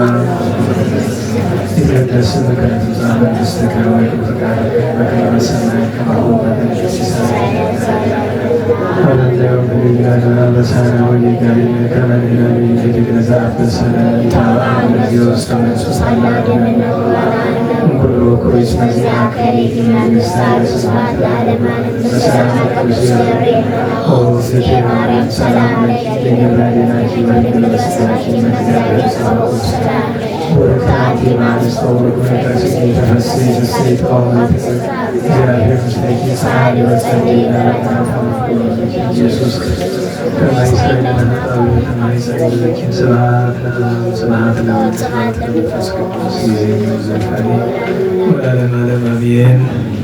ቸር መድኃኔዓለም ቅዱስ ስሙ የተመሰገነ ይሁን። የሁላችሁ አያስገርምም? እነሱ አሁን ቅርብ ጊዜ ጀምሮ ሁሉ ጨረስን ማለት ነው። ማክሰኞ ቅዱስ ዳዊት ነው እንዳትረሱ። ወርሃዊ በዓሉ በሰዓት እንጀምራለን። በሰላም አስጀምሮ በሰላም ያስፈጽመን ቸሮ አምላክ እንቅፋት ሳይመታን እሾህ ሳይወጋን ኃጢአት ሳይሰለጥንብን በደልም ሳይገዛን የብርሃን መላእክት በፊት በኋላ በቀኝ በግራ እየጠበቁን ለጊዜ ወደ የቤታችን ለፍጻሜው ተስፋ ወደምናደርጋት መንግሥተ ሰማያት ከተከፈተች ገነት ከተነጠፈች ዕረፍት ከአባቶቻችን ርስት ሁላችንን በሰላም ያደርሰን። ስብሐት ለእግዚአብሔር ልዑል ወለወላዲቱ ድንግል ወለመስቀሉ ክቡር ጻዕል አሜን።